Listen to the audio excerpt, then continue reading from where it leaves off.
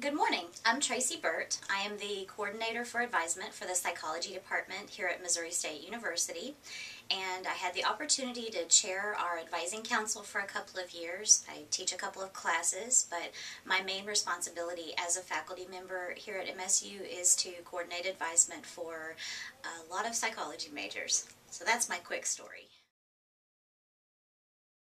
When I first completed my master's degree in 1997, I worked for a TRIO program for educational talent search at the University of Arkansas, and that gave me the opportunity to talk with junior high and high school students about going to college. And I found that when I had those conversations with students, they were hungry for that information, and it made me feel good to be able to share what I knew from experience with them.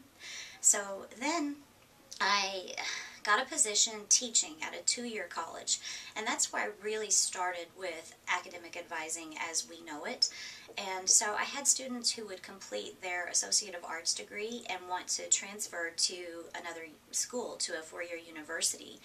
And I had the opportunity to, in an unofficial capacity, work as an advisor with many of those students to help them figure out transfer issues.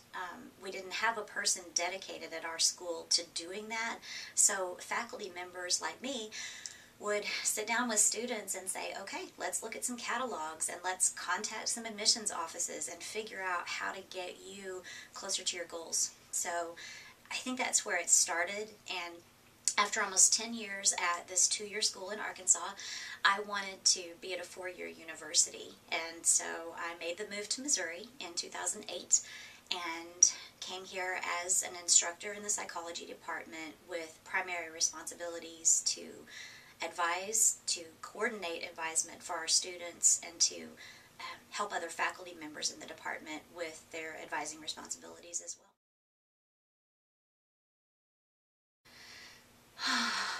Registration is my favorite. Okay, so what do I really like about academic advising? I think it goes back to the answer I gave a couple of minutes ago about how being able to share what I've learned over time with students to help them meet their goals, to help them move toward what they want their futures to be, that's my favorite part of academic advising. I get to solve problems, I get to use creativity, and I get to help people, which makes me happy at the end of the day. I've always believed that when a person is given a lot in terms of experience or knowledge or insight, that they are responsible for using that to help other people. And the nearly 15 years that I've spent working in higher education to this point in my career have helped me to understand a lot about the inner workings of higher education.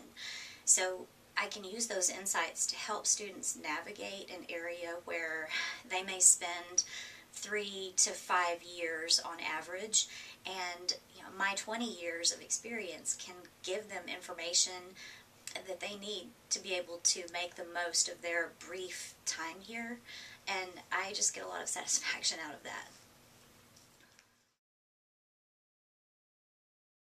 Assessment! A lot of people don't like to hear that word. They think of it as an extra responsibility or a burden or something that's time-consuming that doesn't pay off in measurable results for them.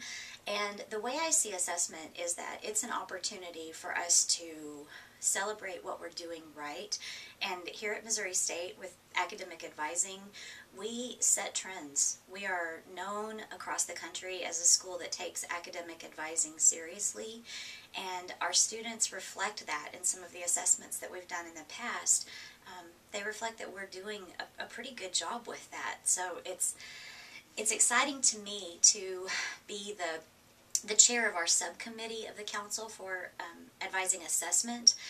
And what I'm getting to do is to work with a group of members on the advising council to conduct an assessment now of our graduating seniors. And in the last semester we did an assessment with freshmen in their GEP 101 classes, and we'll be taking the information from the freshmen and the seniors and actually comparing those. So, for instance, our freshmen were asked about their expectations of advisors and the advising process, and then our seniors were asked mirrored questions where they were actually going to give information about what experiences they had. So we'll have the opportunity to compare what our freshmen expect with what our seniors are receiving in terms of advising. And, excuse me, a couple of the factors on that assessment dealt with levels of advisor support, levels of personal responsibility for students, and we're actually going to do some analyses with those data to see if some of those factors can predict GPA. So it's really exciting to be able to take something like that, an assessment of, well, about 1,200 to 1,400 students before it's all said and done, and see what we're really doing with academic advising, and then we can use that to improve our processes or to keep doing what's working. And so I am very excited about that effort.